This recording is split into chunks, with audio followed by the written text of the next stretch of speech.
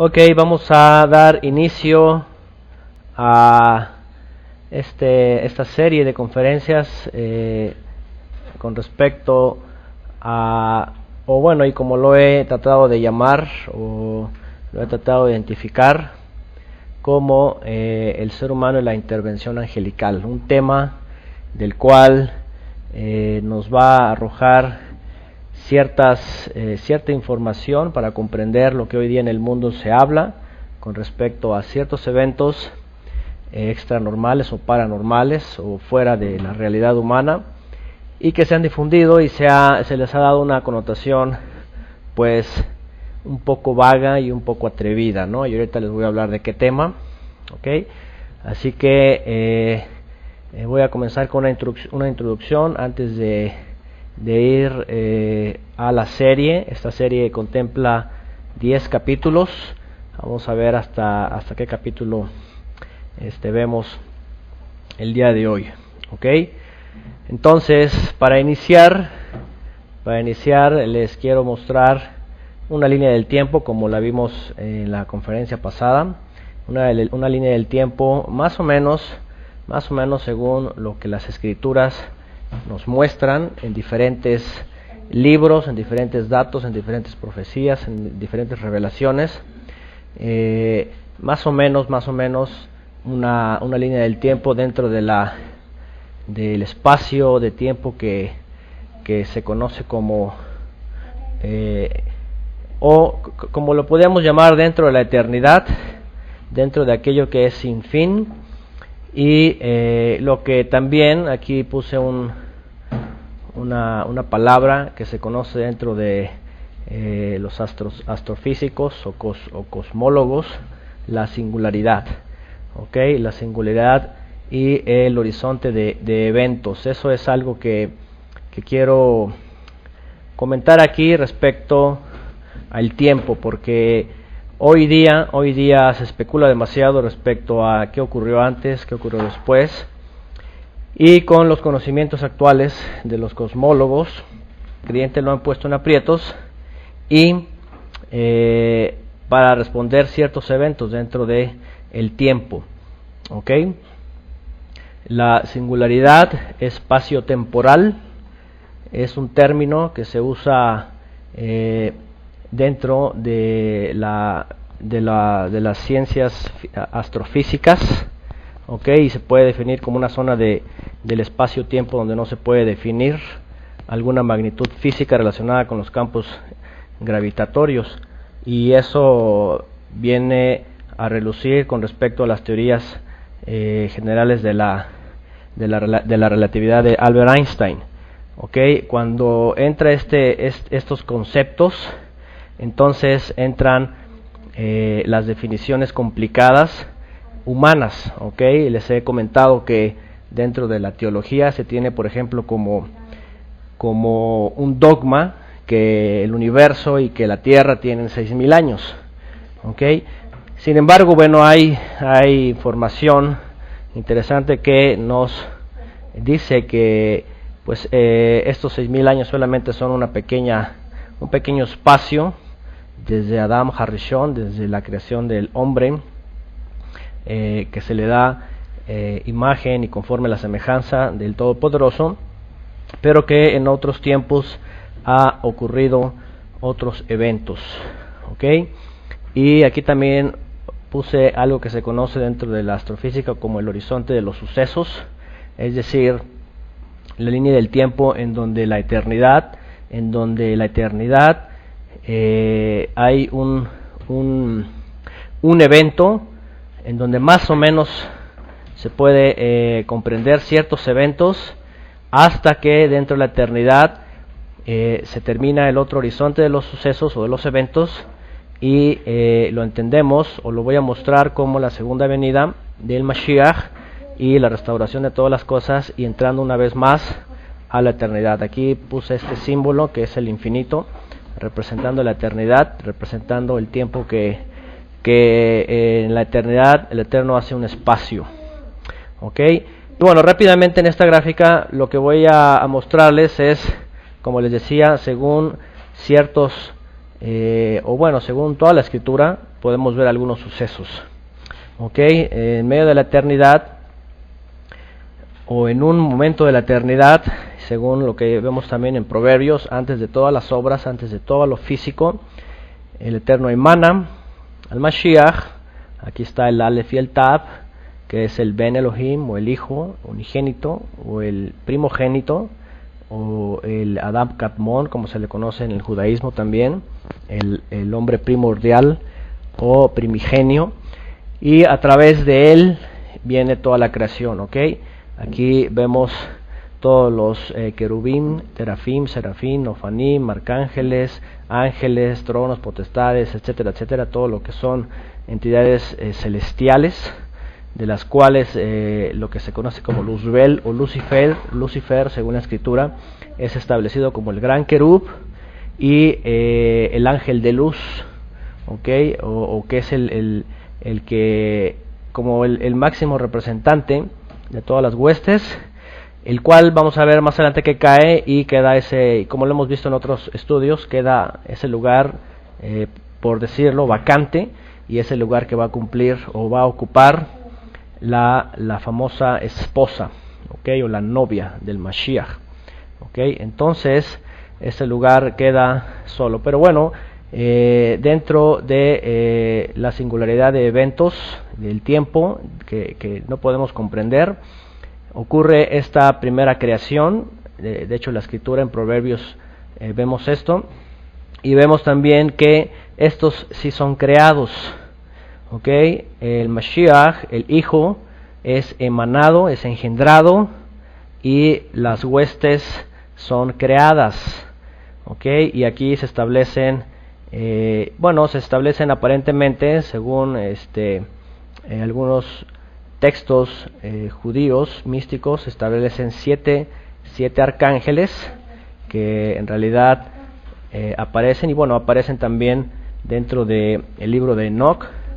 Okay, aquí puse a Miguel, Sariel, Rafael y Gabriel, que son los que en la escritura se mencionan, los que en la escritura sí podemos ver, sobre todo Miguel y Gabriel, que aparecen en muchas ocasiones. Miguel es puesto como el arcángel o el príncipe de Israel, el jefe de millares también de Israel, y como el ángel el ángel de Israel, el ángel protector de Israel. De los otros que van a completar 7, tenemos también a Uriel, tenemos a Reuel o Raúl, y Remeyel, según textos místicos del judaísmo. Son 7 originales, ¿okay? Arcángeles que son puestos también dentro de una categoría de estas huestes celestiales. Bueno, rápidamente, de ahí nos pasamos a que a través del el Eterno, a través del Mashiach y todas las huestes, comienza la creación. ¿Okay? Estos son co-creadores, esos son participantes de la creación. Eso es importante, porque vamos a ver que a estos también se les conoce como Ben Elohim o Elohim, ¿okay? Que en culturas paganas se le conocen como los dioses. Y eso es importante porque vamos a ver más adelante que son de aquí, son los que incursionan justamente en el tema que vamos a estar viendo, que es la intervención angelical. Bueno, una vez que las huestes celestiales son creadas, a través de todo eso viene el famoso texto de Génesis 1:1, Bereshit bara, con la cabeza, con el principio, o en el principio creó, esto es, creó de la nada. El Eterno creó con todo esto de la nada, ¿ok?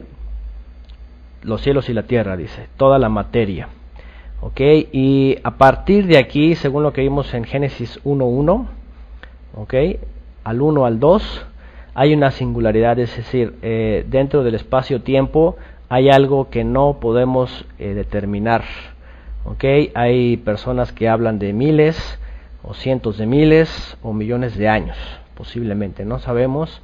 Esto es lo que se conoce dentro de la astronomía como una singularidad del tiempo y el espacio, en donde el tiempo se encoge, el tiempo se estira y no se puede contar. ¿Okay?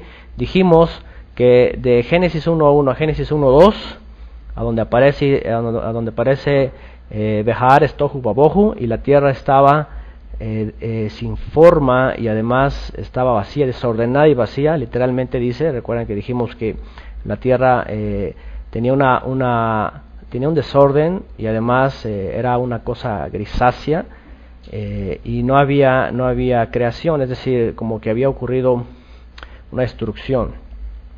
¿Por qué? Porque entendimos en Génesis 1 que al momento de crear, ¿verdad? Y eso también está escrito dentro de la escritura, que el Eterno creaba mundos y destruía. Según el Talmud también dice que el Eterno va creando y va destruyendo, y eso es lo que se entiende dentro de la astrofísica, como cuando los soles nacen, mueren, ¿verdad? Y todas aquellas galaxias y planetas y todo lo demás se está moviendo en el tiempo de miles de millones. Entonces, y en Job 38:7 vemos este texto en donde dice que en donde el Eterno le está hablando a Job y le empieza a decir acerca de la creación. Le empieza a decir: tú estabas ahí cuando fueron puestos los fundamentos de la tierra, cuando todo fue creado,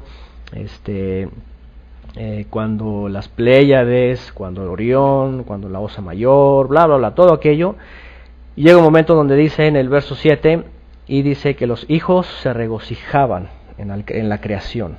Los hijos se regocijaban en la creación. Es decir, los hijos, estoy hablando de estas entidades celestiales, llamados también como hijos, que estaban regocijándose en la creación. Ok, y bueno, Lucifer es puesto en lo que se conoce como el Gan Edén. El Gan Edén es el jardín del Edén celestial, y eso lo vemos en Ezequiel 28:13, para ser exactos, pero el capítulo 28 está hablando de ese lugar en donde estaba el Luzbel o Lucifer, puesto en un lugar celestial conocido como Gan Edén, un jardín del Edén celestial, el cual se va a restaurar en el futuro de la eternidad.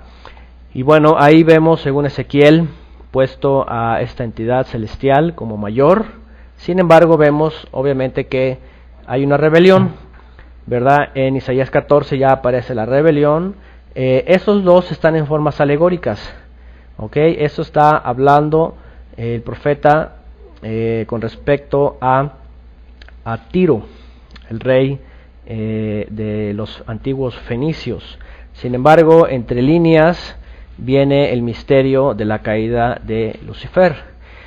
En Isaías viene, en Ezequiel, viene el misterio de donde estaba Lucifer y su caída, y en Isaías viene el misterio de su caída, esencialmente donde dice como caíste, dice como caíste tú, Lucifer, echado eres en tierra, ahí donde viene en Isaías, y viene por causa de su rebelión. Dijimos que su rebelión consistía en ser más que esto, más en donde se había puesto él, y sentarse en el trono del Eterno. ¿Okay? No se conformó en ser un súbdito, sino en querer ser igual al Eterno. Y bueno, después de su rebelión, dentro del crear, dentro del crear de la creación, según textos también extrabíblicos, hay una intervención en la creación, generaciones perdidas y destruidas. Viene también la era de los dinosaurios y lo que se conoce como la guerra celestial cósmica, donde vienen las teorías de las guerras de las estrellas y todo lo que ocurrió de tal manera, y bueno, aquí es donde posiblemente colocamos en estas eras o en este tiempo del crear, de la creación, podemos incluir incluso posiblemente a los homínidos, hasta el famoso hombre de Neandertal, en donde vienen las teorías respecto a la evolución, que no es otra cosa en realidad que creaciones ajenas y creaciones extrañas, nada más y nada menos que del caído, porque la mayoría de los científicos que hablan de esto, hablan respecto a que estos seres eran una especie de animales, seres animales que no tenían razonamiento, no tenían un lenguaje, no tenían conocimiento, no tenían ciencia, nada de eso. ¿Por qué? Pues obviamente porque no eran hechos conforme a la semejanza. ¿Ok? Entonces ocurre todo aquello y viene esta rebelión y viene también la destrucción, y de pronto entre Génesis 1.1 y 1.2 que ocurre todo esto, esta singularidad, aparece Tohu Vabohu y la tierra estaba desordenada y vacía. ¿Ok? Se imaginan que nuestra tierra, aquí si pueden ver esta imagen, aquí está nuestro planeta, que parece a primera vista bonito, ¿verdad? Con colores vivos. Se imaginan este planeta, Tohu Vabohu, esto no es redonda la tierra, en realidad la tierra en sí, tiene una forma muy desastrosa. Esto es lo que se encontró, Tohu Vabohu, desordenada y vacía. Okay, una especie de, como les comentaba un día, escuché de un rabino que decía, Tohu Vabohu es una expresión que dice, como si ustedes agarran plastilinas de todos los colores y las empiezan a revolver todas. Nos va a dar un color así grisáceo y deforme. ¿Okay? Y esas son imágenes que se han hecho del satélite, detectando los campos gravitacionales, y pues con ello han completado la figura exacta de lo que es la Tierra. ¿Okay? Así tal parece que después de aquella guerra cósmica o celestial, la Tierra queda así. Y posiblemente aquí es donde, antes de esto hubo otras generaciones, y aquí también estamos incluyendo el famoso misterio de los dinosaurios, que en realidad fue una creación también de Satanás, fue una rebeldía. Por eso son seres reptiloides, ¿okay? Seres reptiloides que tienen como gen pues a la serpiente antigua, a Satanás, y que ese como otros pues fueron parte de esa creación, y que después del juicio pues obviamente quedaron sepultados. Después, cuando Tohu Vabohu y la tierra estaba desordenada y vacía, dice que el Eterno empezó a darle forma, la cubrió con agua también, ¿okay? Y después encontramos a este planeta hermoso, lleno de vida, redondito, ¿okay? Y eso, entonces, es aquí, Génesis 1.2, la tierra estaba desordenada y vacía, y dijo el Eterno sea la luz, y fue la luz, ¿verdad? Y después que la ordena, crea a Adam Harishon, o sea, al hombre el primero. Adam Harishon es el hombre primero, ¿ok? Este es el primer hombre, ¿ok? Y aquí va la respuesta para aquellos que están buscando el eslabón perdido. Este es el hombre no evolucionado de los homínidos o del Neandertal, sino que este es el hombre que el Eterno creó, formó, y además lo hizo conforme a la imagen y conforme a la semejanza. ¿Okay? Aquí ya es donde no se parece nada a estos seres, medios monos, medios animales, medios irracionales y todo aquello. Y a Adán sí tiene una semejanza del Creador. ¿Okay? Tiene ciencia, tiene entendimiento, tiene espíritu, tiene alma, tiene razón, tiene también aspectos con respecto a la libre voluntad, pero también Teshuvah, el arrepentimiento y la regeneración de su alma. ¿Okay?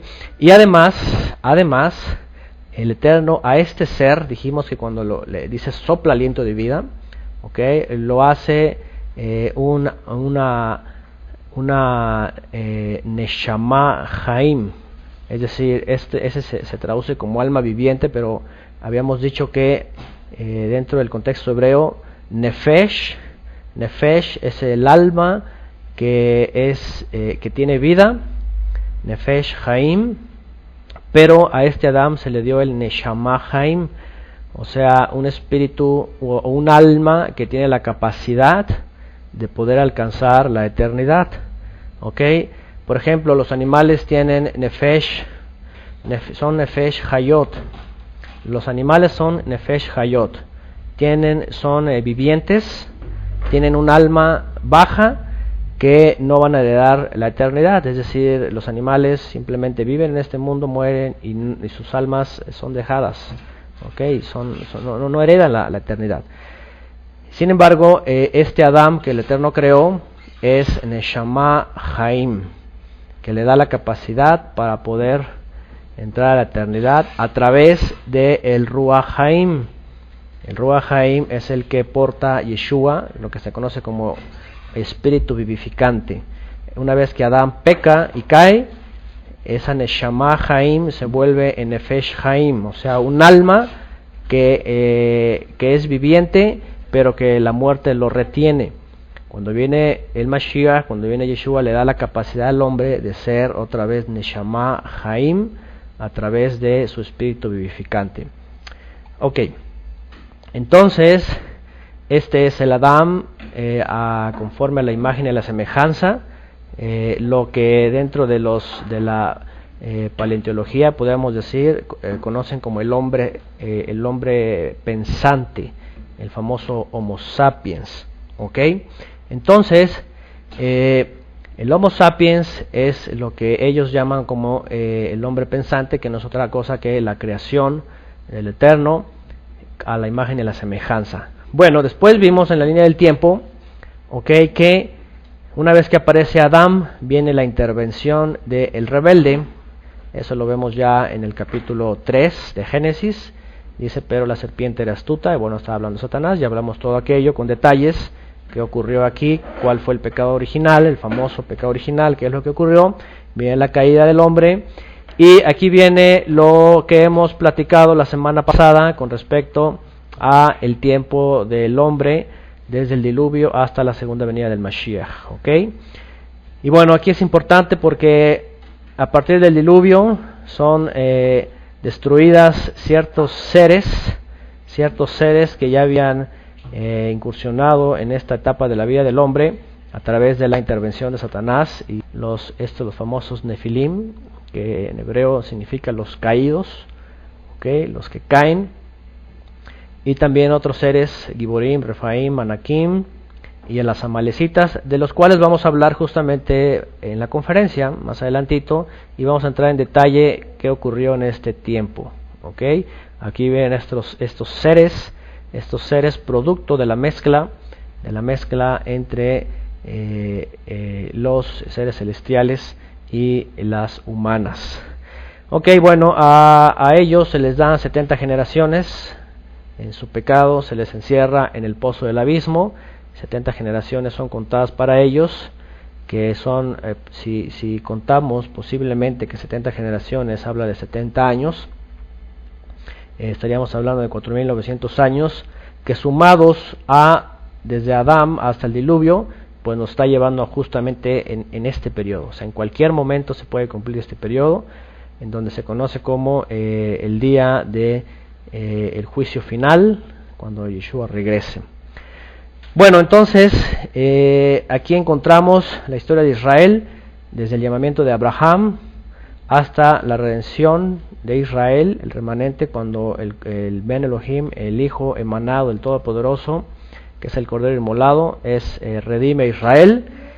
Ok, redime a Israel, recupera todo lo perdido, y se abre la puerta a las naciones, okay, al resto de las naciones que vienen por acá, lo que se conoce como la multitud mezclada. Okay, ese es un término que hemos hablado, los mezclados o todas las naciones. Y ya hablamos también aquí lo que dice Jeremías 31, que dice que iba a mezclar simiente de hombre con simiente de animal, es decir, a través de la simiente de Israel, que se fue a la diáspora, iba a mezclar con las naciones para introducirlos en esta redención de las naciones, lo que conoce como Jameló Goim, la multitud o la plenitud de las naciones, o de los gentiles, como en el cristianismo lo llamaron. Bien, en este tiempo también vemos que Satanás es arrojado fuera, lo vemos en Apocalipsis, y lo vemos cuando Yeshua dice, yo veía a Satanás caer, y aquí es donde él es arrojado fuera de los lugares celestiales y es enviado al pozo del abismo, en donde es atado, según lo que entendemos cuando Yeshua dijo que él lo había atado.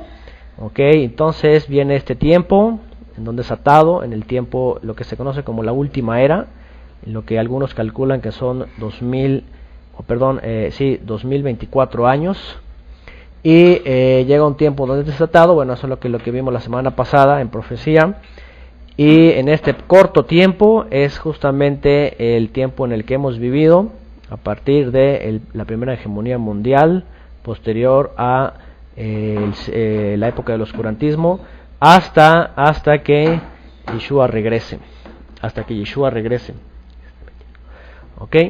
entonces, y bueno, aquí ocurriría lo que conocen en astrofísica como el horizonte de sucesos, en donde el tiempo y el espacio se dividen, y entonces entramos a lo que también otros han interpretado como la nueva era, la era de la luz, y que también vamos a ir hablando un poquito respecto a eso, cómo entenderlo desde el concepto bíblico, que es un concepto bíblicamente original, solamente que culturas ajenas pues lo han interpretado a su forma. Bien, esto es algo de lo que los profetas hablaron, algo de lo que los apóstoles entendieron, lo que Pablo también, Rab Shaul Pablo, dijo en Colosenses. Dice: el misterio que había estado oculto desde los siglos y edades, pero que ahora ha sido manifestado a sus santos, durante siglos y edades. En el griego encontramos estas dos palabras, siglos y edades, y siglos en realidad es en el griego aion, que significa eras o edades, en el sentido de lo que conocen hoy día como los tiempos en la eternidad, es decir, tiempos, ahorita les voy a mostrar más o menos desde acá, por ejemplo, desde Bereshit Bara, desde la creación, desde el crear de la creación, eras o edades o tiempos, que no sabemos cuánto. Dice la escritura que para el Eterno 1000 años es como un día, y un día como 1000 años. Quiere decir que en lo que llevamos de 6000 años de historia, desde Adam Harishon, de historia humana, no de la tierra, de historia humana, 6000 años, para él han sido días. Quiere decir que en la eternidad, según el reloj o el calendario cósmico, pues días de 1000 años, imagínense, semanas de miles de años, meses de miles de años de millones de años. Entonces estaríamos hablando de estaciones, en un sentido figurado, estaciones cósmicas de miles de millones de años, y años cósmicos pues de millones de años. Entonces ahí ya pues entramos en un aspecto que obviamente pues no sabemos cuánto es, cuánto ha pasado y cuánto será. Entonces lo que está hablando aquí Pablo está hablando de estas eras, estas edades de tiempos, estos tiempos en la eternidad, y cuando habla de edades está hablando de generaciones, es decir, tiempos en las eras. Por ejemplo, si una era, no se está hablando de, vamos a suponer que una era es el último tiempo que hemos vivido desde que Yeshua viene hasta nuestros tiempos. Esta era o este tiempo dentro de la eternidad pues tiene generaciones, tiene generaciones, y aquí podríamos hablar de las generaciones humanas. Y hay diferentes, hay unos que las cuentan de 40 años, hay unos que las cuentan de 70, hay unos que las cuentan de 120 años, etcétera, etcétera. Bueno, entonces esto es un pequeño diagrama para poner algunos eventos o sucesos importantes, de los cuales vamos a ir viendo en este estudio, y poder comprender qué es lo que ocurrió, cuándo ocurrió, cómo ocurrió, cuál es el producto de ese suceso, y cuándo se sella o cuándo se cierra todos los sucesos. Cuando Yeshua regrese es lo que se conoce como el día del fin, el día del juicio final, el día de la ira del Todopoderoso y el día en donde carnal, dice, se viste de inmortalidad, y entonces entramos una vez más a la eternidad, donde dice también la Escritura que el reino es por los siglos de los siglos. Por eso cuando Pablo, por ejemplo, oraba, recuerdan las cartas de Pablo, y viene el Apocalipsis y viene en muchos lugares, desde Génesis, que habla que el Eterno dice por los siglos de los siglos, ¿ok? Por los siglos de los siglos, es decir, por las eras de las eras. ¿Ok? Entonces, esto sirve un poquito para poder ir entendiendo esta singularidad del tiempo y el espacio, que no estamos limitados y que hay sucesos anteriores a la creación de Adán, ¿ok? Anteriores a la tierra. Bueno, a manera de introducción, quisiera tocar un punto que es el que realmente nos va a brincar rápidamente en este estudio, y con respecto a nuestras épocas, con respecto a lo que se ha dicho desde hace, unos 60 años para acá, que es el famoso fenómeno ovni, o el famoso fenómeno extraterrestre. Y quiero tocar este punto porque finalmente la intervención angelical en nuestra última generación se está mostrando de esta manera. ¿Okay? Hay muchos hombres que hablan respecto a esto, y obviamente cada vez es más las opiniones que lo están que están enlazando el avistamiento ovni y el fenómeno extraterrestre con los dioses de la antigüedad. Yo no sé qué tanto ustedes han escuchado esto, o visto, o leído por ahí, pero cada vez más están asociando este fenómeno a los antiguos dioses.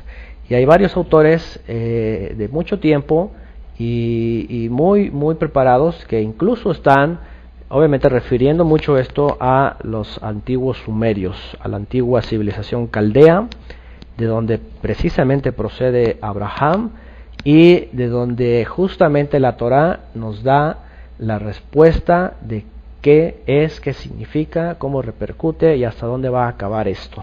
¿Ok?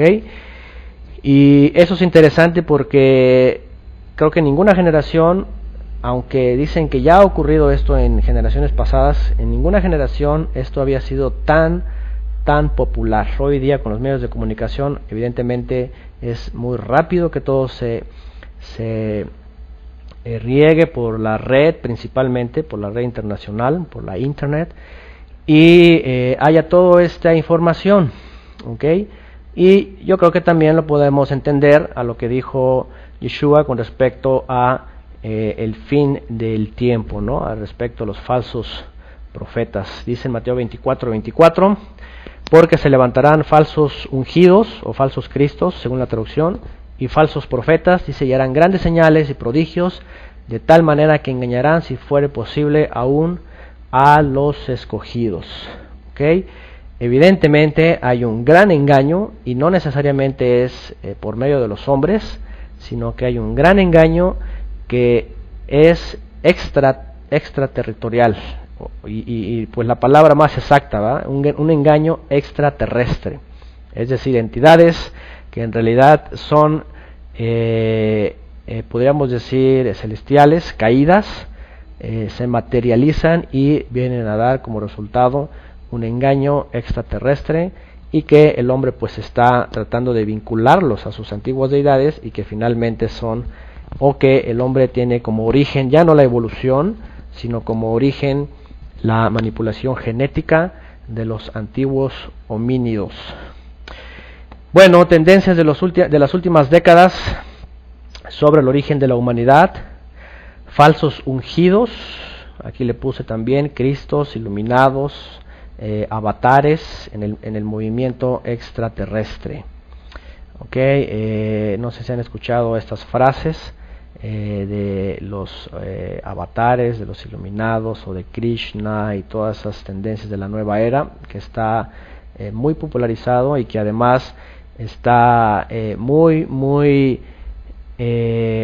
presente incluso en muchas películas de aparente ciencia ficción, y que no es otra cosa que una gran escuela que nació muy curiosamente en Inglaterra, una escuela mística de donde vienen ciertos autores a escribir novelas o hoy día a hacer películas que las llevan a la pantalla grande, como dicen, y de los cuales surgen pues películas, por ejemplo, como El Señor de los Anillos, por decirlo, La Guerra de las Galaxias, películas como, por ejemplo, Narnia, las famosas crónicas de Narnia. No son otra cosa que información que se ha estado vinculando a la nueva era. Después Avatar también, después nace este movimiento que se conoce como la cienciología, del cual mencionaron por acá, la cienciología, y que es toda una religión de hombres muy ricos y que pretenden enlazar al hombre con antiguos creadores, aparentemente dioses o ángeles o seres celestiales extradimensionales que crean al hombre, y que pues finalmente trae como consecuencia a el hombre evolucionado, y etcétera, todo lo que ya han escuchado. Curiosamente, este grupo se conoce como los Inklings, no sé cómo es pronunciado en inglés. Es un grupo que nace en Inglaterra, en donde viene este famoso autor de las crónicas de Narnia. Si ustedes lo han escuchado, él surge de ese grupo, él, como otros, el famoso Tolkien también de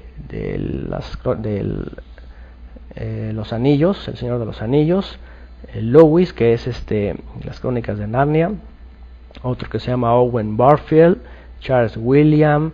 Todos ellos empiezan tienen, obviamente en internet no se dice mucho respecto a ellos, no se dice que creían y todo aquello, pero todo apunta a que tenían conocimiento de ciencias ocultas, y que finalmente asociaron todo eso, o más bien todo eso está asociado a nada más y nada menos que aquellas creaciones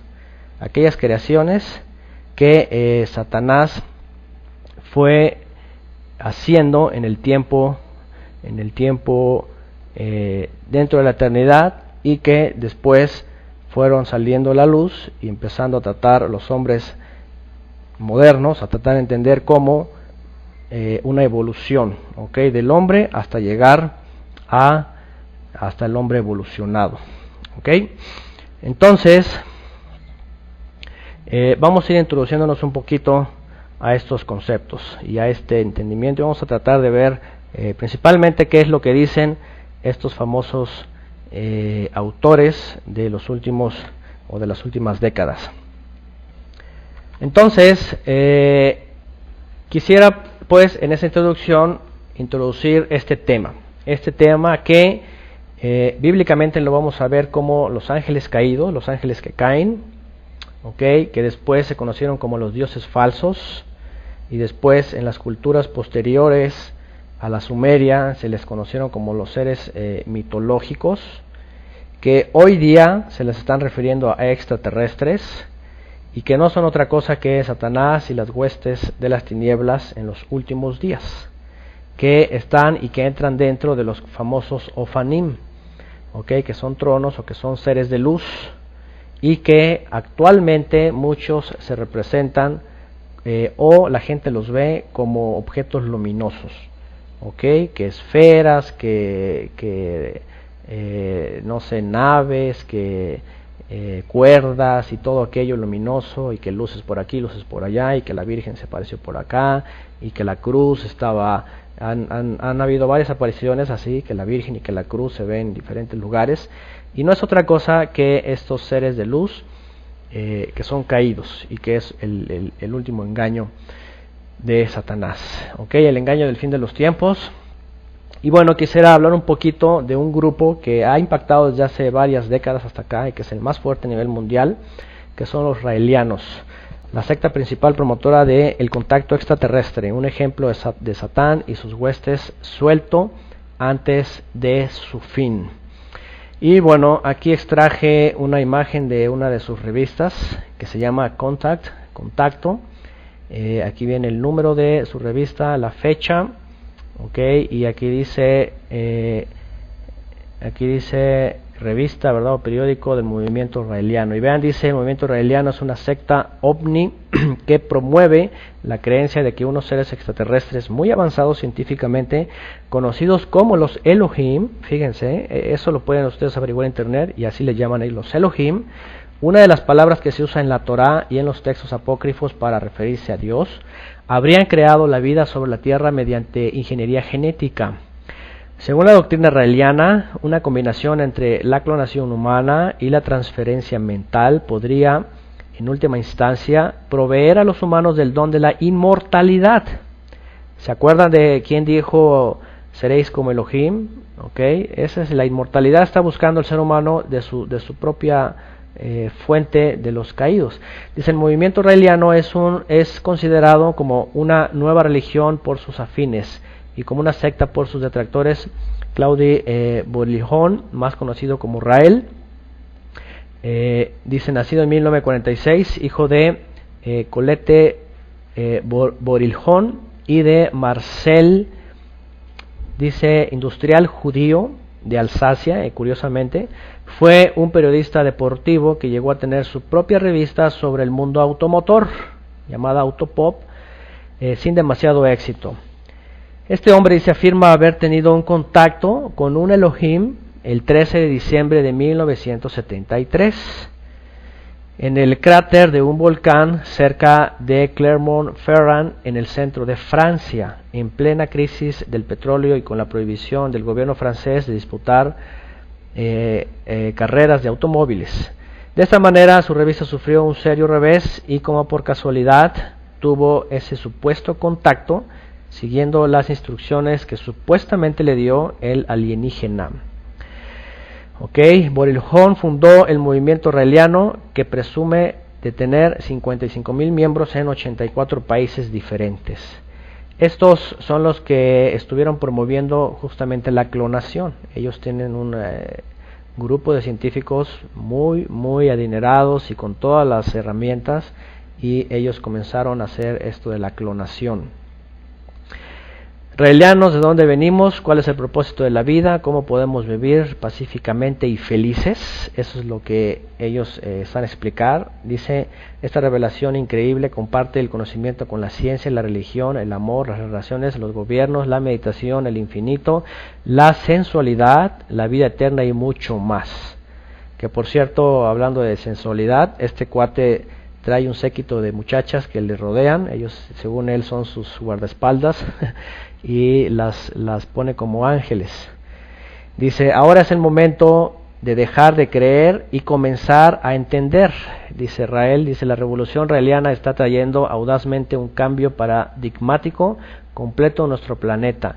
Los mensajes dados a Rael por nuestros creadores humanos, dice él, del espacio, contienen la mayor filosofía intrépidamente individualista, fíjense, y van a ver quién promueve todo esto.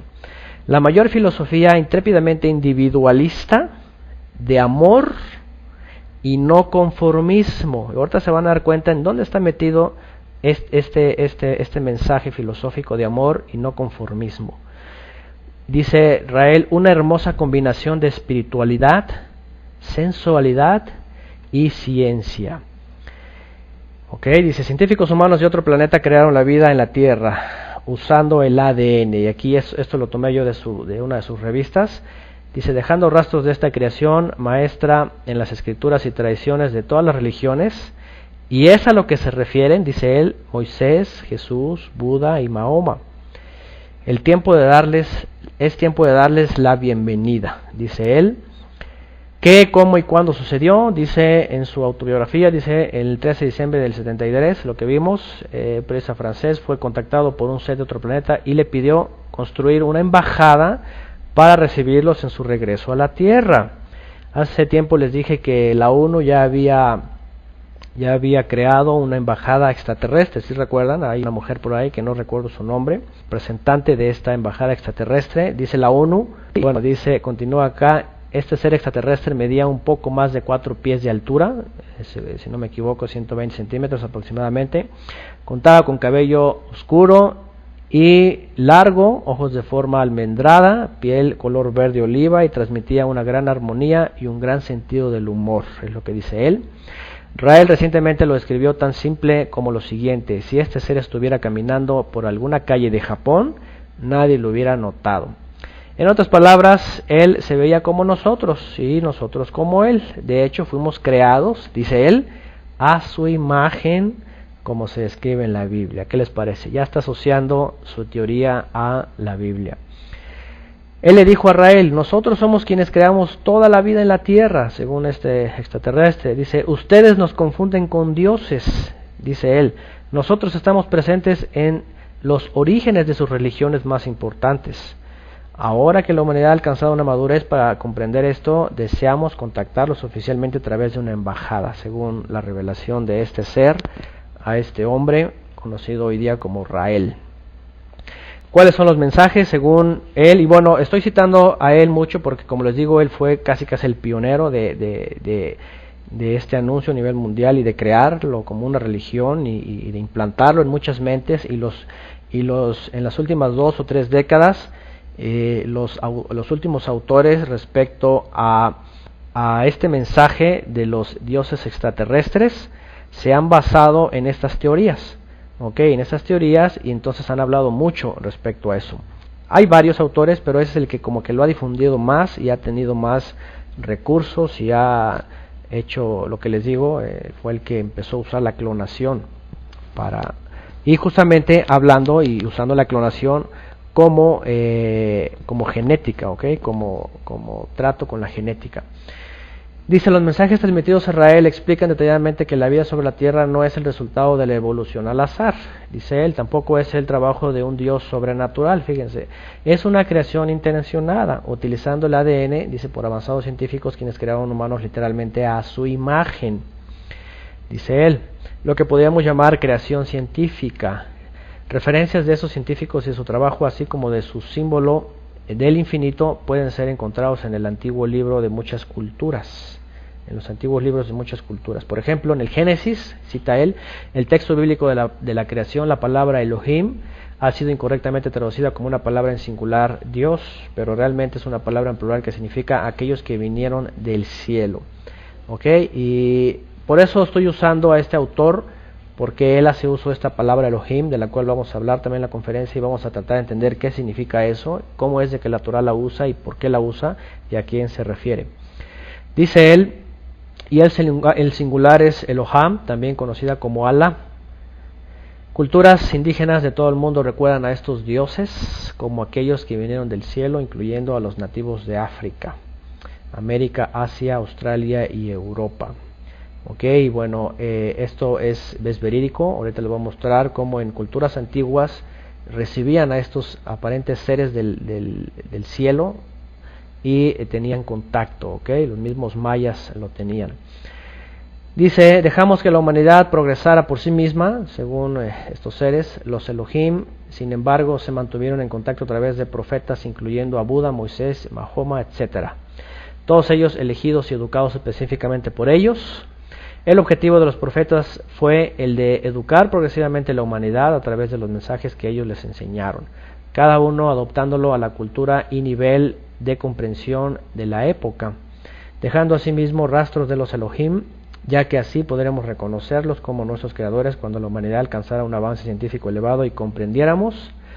Y vean lo que está diciendo que ese es el tiempo en donde supuestamente ya el conocimiento para el hombre era suficiente para entenderlos. Dice él, a Jesús, cuyo padre fue un Eloha, o Elohá, le fue dada la tarea de transmitir estos mensajes al mundo para prepararnos para esta crucial época en la cual tenemos el privilegio de vivir, la predicha época de la revelación, según él. Y bueno, aquí ya cita a Jesús, obviamente el Jesús, o dentro del contexto de la nueva era, como muchas culturas lo citan, ¿no? A Jesús como un avatar, o como un iluminado, como Krishna y todos aquellos, Buda. Pero es evidente que no se parece para nada al Mashiach hebreo, a Yeshua, y cuyo mensaje es otro, cuyo origen es otro, cuyo padre es otro, y cuyo todo lo demás es diferente. Es parecido esto a lo que dice, pero no es lo mismo. Y dice, y lo más importante de todo, lee el libro, según él dice, Diseño Inteligente, Mensaje de los Creadores, el libro que revolucionará tu forma de pensar, que transformará tu vida, con lo que cambiará el mundo. Y bueno, ellos creen que el ser tiene que alcanzar una conciencia alta, elevada, entrar en el amor, entrar en la paz, y poder recibir la nueva era, y entonces ya va a ser un mundo de paz y todo eso en el infierno, en el milenio. Que estaba leyendo aquí lo que puso Miriam, que sí, eso no es otra cosa que en vez de entrar al milenio de paz y todo aquello de la nueva era, es un pasaporte al infierno, definitivamente. Y es el engaño más fuerte que Satanás está usando en las últimas épocas para pues finalmente engañar a todos aquellos que ya están destinados para perdición, los que no siguieron la verdad. ¿Okay? Y es muy interesante, pero cuestiones de la teosofía de una mujer conocida como Blavatsky se han introducido en todas las religiones, en todas las sectas, denominaciones, incluso en el cristianismo se predica mucho esto. ¿Okay? El famoso tema de la gracia y el amor, y estamos en todo aquello, y les sacó completamente del contexto original, y lo que está ocurriendo es un verdadero engaño. Y bueno, aquí está parte en su revista, una de sus revistas, y vemos cómo tienen sus carnavales, sus fiestas, en donde promueven la sodomía, promueven la libertad de pensamiento, promueven y difunden, como puse acá, difundir nuestro mensaje de amor y aceptación. Para ellos, su lema es este: ama a todo el mundo y acéptalos como son. Acéptalos como son, o sea, ellos creen que cada ser tiene, y aquí es donde está influenciado en las naciones, y lo están promoviendo demasiado, el famoso los derechos del hombre, los derechos de la humanidad, en donde tienes que aceptar a la gente como es, y si es de sus preferencias sexuales, etcétera, etcétera. Y vean este comentario en esa revista. Aquí está esta foto que obviamente censuré aquí, unas imágenes y así salen ellos. Dice este comentarista, dice: madre mía, qué espectáculo, qué evento, qué fiesta, dice, y qué privilegio para mí ha sido el poder pasar este increíble día en el hemisferio sur con mis hermanos y hermanas de Australia, con 10,000 participantes bellamente bronceados, llevando ropas ligeras y sonrisas enormes. El 30 aniversario del Carnaval de Sydney ha hecho de este día el mayor evento de su clase de todo el planeta, y los raelianos estamos metidos en el meollo, dice. Desde Australia, Nueva Zelanda, 40 raelianos y sus amistades se juntaron para celebrar y difundir nuestro mensaje de amor y aceptación, dicen ellos. Y llegamos con 6 horas de anticipación antes de que desfiláramos por las avenidas de Sydney, y fue una velada fantástica para difundir nuestra sexy handy, y vean, aquí le ponen entre paréntesis Jezibel, que es muy seguro que esté refiriéndose al nombre de Jezabel, aquella mujer pues apóstata, y ustedes la recordarán. Dice: tuvo a los espectadores y a los turistas en trance, encantando y divirtiendo a la gente mientras posaba graciosamente delante de sus cámaras durante más de 2 horas.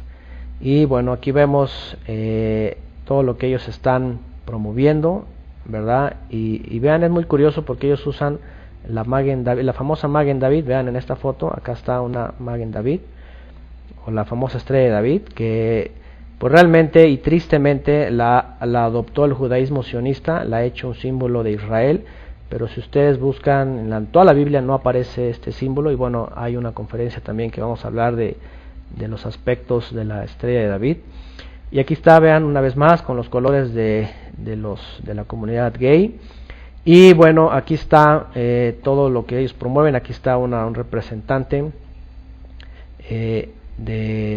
una persona representando a los ovnis, y bueno, aquí todo eso, ¿no? Y bueno, se dan cuenta cómo ese movimiento es muy grande. Y bueno, la pregunta es esto: ¿dioses extraterrestres, ovnis, seres extradimensionales o ángeles caídos? Y bueno, aquí hay algunas imágenes de culturas antiguas, cómo han representado a seres que vienen del cielo, seres luminosos. En la cultura egipcia, en la cultura sumeria, vean aquí un ser sobre la luna como una nave con algunos seres ahí. Acá está una figura maya, justamente en donde supuestamente el famoso Kukulcán o Quetzalcóatl también, los aztecas, llega en una famosa nave, y según el segundo código de los mayas, se dice que esta nave tenía la capacidad de atravesar el tiempo y el espacio. ¿Qué les parece? Bueno, aquí también vemos culturas hindúes en donde hay naves que van volando, y bueno, todo eso, hay muchas más en donde aparentemente, y estos autores creen que definitivamente el ser humano ha sido visitado por estos seres que fueron sus creadores, los Elohim. Vamos a ver desde el punto de vista bíblico de dónde vienen y qué son. Y vean lo que finalmente autores están hablando esto. Aquí hay un famoso hombre que fue un jesuita, por cierto, un jesuita, Salvador Freixedo. Y bueno, él se sale de la iglesia pensando en muchos aspectos de este tipo, se convence de ello. Él ha escrito muchos libros, como 40 yo creo, y hay uno que se llama Defendámonos de los dioses, y él habla de esto. Aquí dice esto, vean: la teología del Dios verdadero y único, dice él, es falsa. Y dice, la teología de los dioses falsos es la verdadera. Él en sus libros está apuntando siempre a que el Eterno o el Elohim de Israel es uno más entre todos los dioses. Así como todas las naciones han tenido sus dioses, él dice que el Eterno es uno igual que ellos, o sea, que no es un superior, sino que todos están al nivel, es lo que él cree.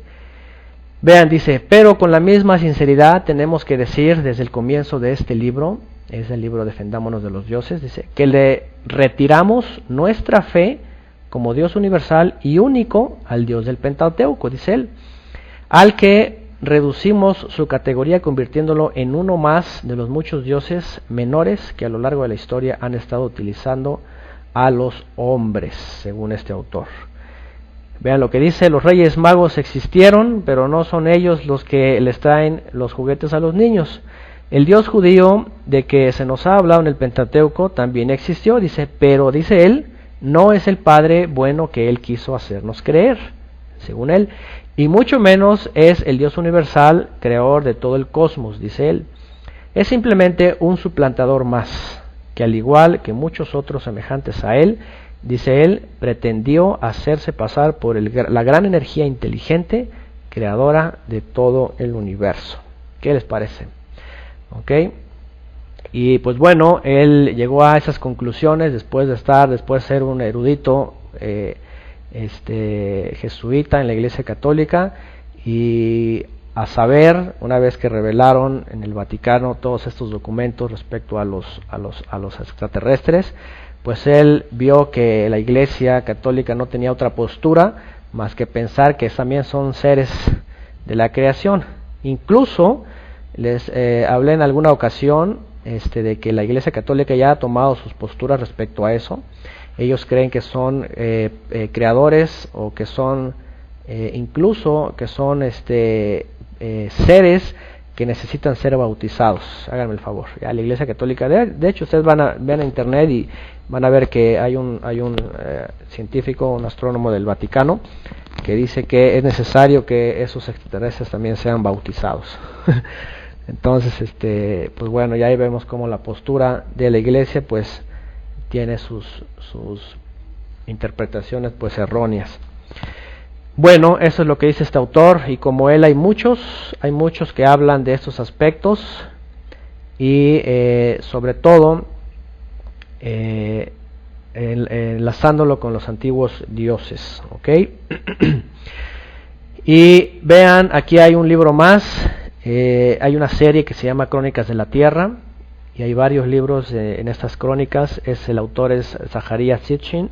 Él habla incluso de esto también, y es muy interesante porque él de pronto sí le da el lugar al Eterno, aunque él habla de que ha habido una lucha de los dioses, y ahí está toda la mitología de los antiguos pueblos. Él habla de algo importante. Vean en su libro La Guerra de los Dioses, en esta serie que se llama La Crónica de la Tierra, en el capítulo 5, que se conoce como la Guerra de los Dioses de antaño, dice Zaharia Sitchin: la primera visita de Anu. Según los sumerios, Anu es el padre de los dioses, o el creador de todos los dioses. Dice: la primera visita de Anu a la Tierra y las decisiones tomadas entonces marcaron el rumbo de los acontecimientos en nuestro planeta durante milenios.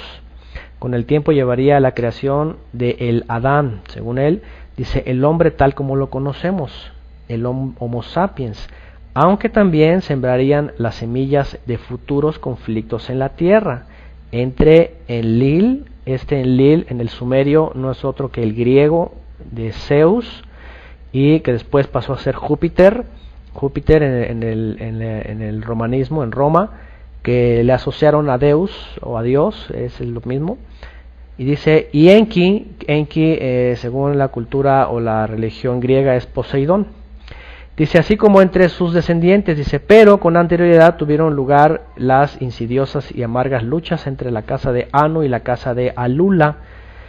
Y Alula dice una enemistad que estalló en la tierra, en la guerra de los titanes. Alula tal parece que está asociado a Satanás, según la religión sumeria. Luego dice, y bueno, aquí habla de la guerra de los titanes, que es posible que tiene que ver con el Génesis posterior. Los titanes son los gigantes, o son los Nefilim. Dice, fue una guerra que enfrentó a los dioses que están en el cielo con los dioses que están sobre la oscura tierra, y fue en su fase culminante final una sublevación de los Igigi. Sabemos que esto tuvo lugar en los primeros días de la colonización de la tierra, después de la primera visita de Anu, y lo sabemos por el texto de la realeza del cielo. Continúa él escribiendo en las Crónicas de la Tierra. Dice, uno de los manuscritos más largos y completos, y quizá el más dramático, trata de una guerra futura. Vean, esto está muy interesante. Trata de una guerra futura, eso él lo descifró en los códigos sumerios. Dice, trata de una guerra futura, una especie de guerra final, titulado por los expertos como la guerra de los hijos de la luz contra los hijos de las tinieblas. Prevé la propagación de una guerra a partir de unas batallas que involucrarían a los vecinos inmediatos de Judea, y que incrementarían su ferocidad y su alcance hasta lograr implicar a todo el mundo antiguo. El primer combate entre los hijos de la luz y los hijos de las tinieblas, es decir, contra el ejército de Belial, consistirá en un ataque sobre las tropas de Edom, Moab, los amonitas y la región filistea. Luego sobre la de los Kitim de Asiria. Es muy curioso porque eso es lo que se habla dentro de los textos de Qumran. Y sobre los violadores de la alianza que les presentan ayuda. Eso es lo que vimos en Daniel. Y tras todas estas batallas avanzarán sobre los Kitim de Egipto, y a su debido tiempo contra los reyes del norte. El manuscrito profetiza que en esta guerra de los hombres el Elohim de Israel tendrá un papel activo. El día que caigan los Kitim habrá un poderoso combate y gran matanza en presencia del Elohim de Israel, o el Dios de Israel. Pues ese es el día que él designó desde antaño para la batalla final contra los hijos de las tinieblas. Dice, el profeta Ezequiel ya había profetizado la última batalla. Esto lo está citando en su libro Las Crónicas de la Tierra, ¿ok? Él cita a Ezequiel, él cita varios profetas. El profeta Ezequiel, dice él, ya había profetizado la última batalla en los postreros días, que implicaría a Gog y a Magog, y en la cual el mismo Señor arrebatará el arco de tu mano izquierda y hará que caigan las flechas de tu mano derecha. Es lo que cita, dice, pero el manuscrito del Mar Muerto va más allá, al anticipar la participación de muchos dioses en las batallas, entregados al combate hombro con hombro al lado de los mortales. En aquel día la compañía del divino y la congregación de los mortales se entregarán hombro con hombro al combate y la matanza. Los hijos de la luz lucharán contra los hijos de las tinieblas con una demostración de poderío divino, en medio de un estrepitoso tumulto, en medio de los gritos de guerra de dioses y de hombres. Esto es lo que este hombre, aquí está este hombre, acaba de morir hace unos meses, y él hizo una interpretación de los códigos sumerios, y es muy interesante porque Abraham salió de allá, salió de Ur, de Caldea, muy en las tierras del Sumer, y Abraham obviamente se conocía todo aquel asunto, y dentro del contexto judío los sabios de Israel han hablado mucho de esos aspectos, y podemos entender que realmente el llamamiento de Abraham fue por demás algo extra, ahora sí que extrahumano. O sea, Abraham es un hombre insigne dentro de los mortales, y nos viene a heredar una fe impresionante, una fe mucho más allá de lo que podemos entender. O sea, mucho más allá de lo que hemos entendido. Una fe en la cual podemos conocer al Eterno, o sea, al verdadero creador de todos aquellos dioses falsos, y que la gente se ha estado engañada por todas las generaciones, como están escribiendo acá, ¿verdad? Bendito el Eterno que nos sacó de esa oscuridad, y nos ha dado la luz y nos ha dado a entender quién es Él realmente y quién es su enviado, lo que vamos a ver más adelante. ¿Ok? Así que así es, por su misericordia nos ha hecho despegarnos de la tumba, aunque vivíamos como vivientes en tiempos pasados, vivíamos como vivientes muertos, como muertos vivientes. Pero ahora tenemos la promesa justamente de la verdadera vida eterna, ¿okay? Porque aquellas deidades sí prometían vida eterna, y los hombres les seguían, pero no hay nadie más que el Eterno le haya dado vida para ceder vida en sí, más que a Yeshua, su Hijo, y por medio de él pues tenemos esta vida. ¿Okay? Y pues bueno, actualmente quise agregar este documento. hay datos que nos ayudan a entender cómo las naciones han estado deseosas de alcanzar aquel conocimiento, sobre todo potencias cuyas raíces y cuyos cimientos están fundados en las sociedades secretas y ocultistas, y nada más y nada menos que Estados Unidos, ¿verdad? Cuando ocurrió aquello de Irak, no era más que un pretexto, que aparte del petróleo, como dice aquí, era para llegar hasta aquel conocimiento oscuro que los caldeos guardaban en Irak. Dice el 20 de marzo del 2003, y por cierto, dice aquí, fiesta solar pagana de equinoccio, comenzó la invasión ilegal de Irak con el nombre esotérico de Operación Nuevo Amanecer. No sé si ustedes recuerdan esa famosa Operación Nuevo Amanecer, que en realidad es un título muy acorde a lo que ellos iban a hacer y realizar. Dice, por parte de una coalición internacional liderada por el gobierno masónico de Estados Unidos. Ya hemos hablado de eso y vamos a hablar más adelante de ello, cómo está el ocultismo en los principales potencias mundiales. ¿Y qué es lo que hicieron ellos? En realidad lo que querían hacer, ¿verdad?, era organizar el saqueo y tomar el botín arqueológico de Irán. ¿Okay? Y eso lo medio llegaron a pasar en las noticias, no sé si ustedes lo vieron, en donde lamentaban pues cómo milenios de historia y todo aquello pues estaba siendo destruida o por ahí abandonada o dejada para la rapiña.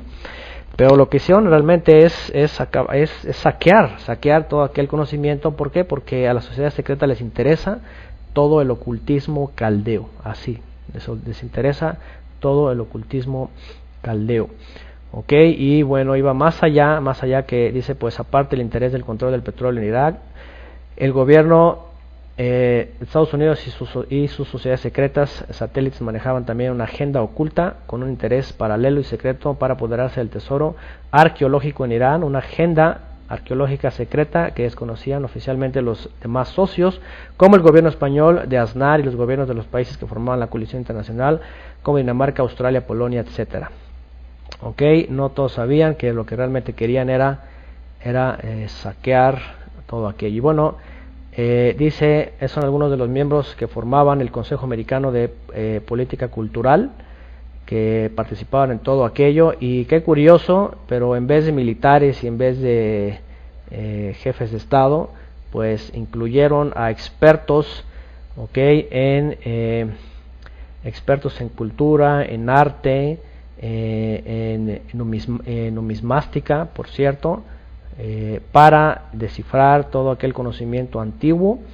Y bueno, aquí viene una lista de todos estos que participaron, gente pues profesional en el ámbito de la historia y la cultura del arte.